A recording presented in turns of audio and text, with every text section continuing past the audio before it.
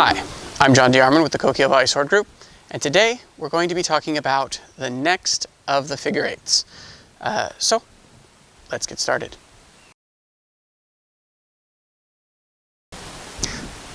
The next figure eight that we're going to be doing travels the same path as the previous one in terms of its relative shape, but we're turning it on its side. Now, to review, the first one we did was very narrow, like this, ba, ba, ba. We're going to take that same sort of sideways figure eight motion, lengthen it, and rather than coming from the top, we're going to come from the bottom.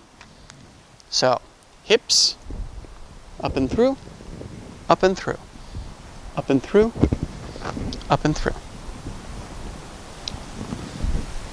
It's a very simple motion. For training purposes, we are targeting between the bottom of the ribs and the top of the pelvis. And while this is a good target to strike with this kind of cut is usually used to attack the arms, right?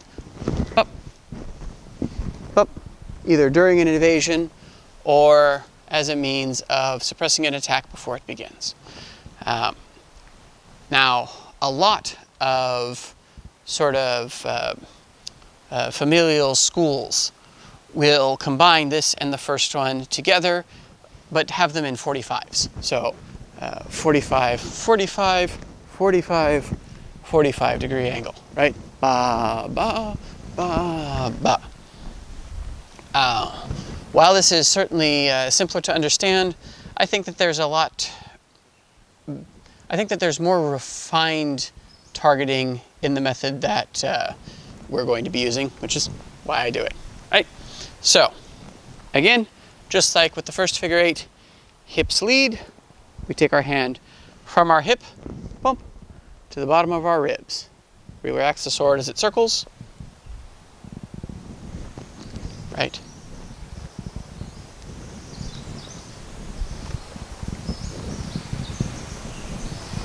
Now, with this motion, we're doing something a little bit different with our body height. Because the sword is coming up, we're coming up on the ends. We come down as it comes down, we come up at the ends. Down, up, up. Right?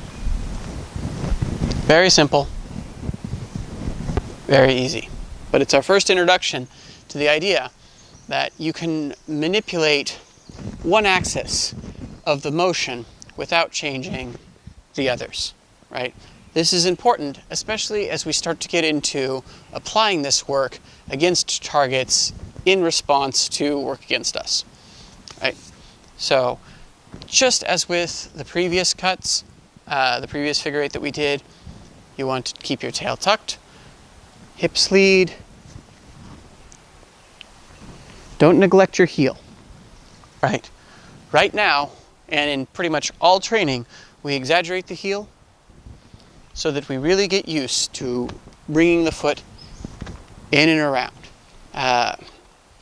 People that fail to do this tend to put a lot of sideways torque on their knee as they start to bring it in.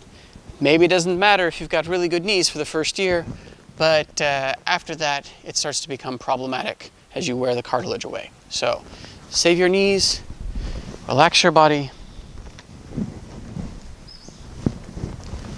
get that torque. Bah, bah, right? Also, again, be mindful. The composition of your attack is a straight line from your elbow through your hand through your tip, and that your edge travels along the direction of your attack, not like that, right? Ba, ba. Keep your good grip, whether you're using the hammer grip, or the flanking grip, or the cutting grip. A lot of these cuts from the underneath, what people will do is as they begin to cut, they'll roll their hand. And this is quite bad, right? Because if you encounter something that doesn't give, you're going to lose your sword, right? So make sure that you've got your bones behind the work, right? It's important. Other than that, it's quite simple, and it just takes practice. Something that we did not mention in the last video is that you should, of course, do it on both sides. Now, some people, mostly Westerners, have argued that the reason that the Russians train sword in either hand is so that in the middle of battle they can dramatically switch hands and attack. This is not the case, right? On most ground fighting, right? There is hand transitions that we do on the back of the horse, but they are quite different, as you can see. The reason we develop the other hand is because we want relative symmetry in the body, not in terms of technical ability, but in muscle development and, almost more importantly, muscle relaxation, right? If I am always working with one hand, I will have one shoulder that, if I'm doing the Russian work correctly, is soft and supple and loose, and I'll have one that's kind of quasimodo up, right? Instead, we want to be able to use it freely, both arms, right?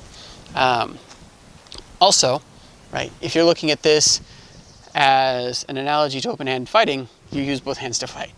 And the Caucasian tribes were known to fight with a shashka and a buckler, or small shield, right? There are, of course, plenty of recorded instances of shashka wielders also using their babut or their kinjal or whatever backup knife they happen to be wielding. And there's even cases where a person might use two shashka at once outside of Flinkerovkov.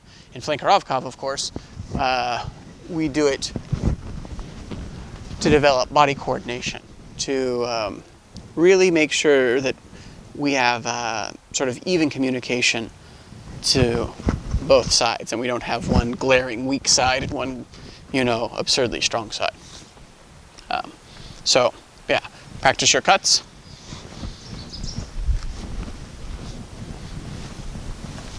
With your left hand and your right hand, and they should be fairly equal, right? 60-40 dominant to non-dominant hand is acceptable, but really 50-50 is much better. But as always, if you want to understand this work, you have to pick up a sword and go train.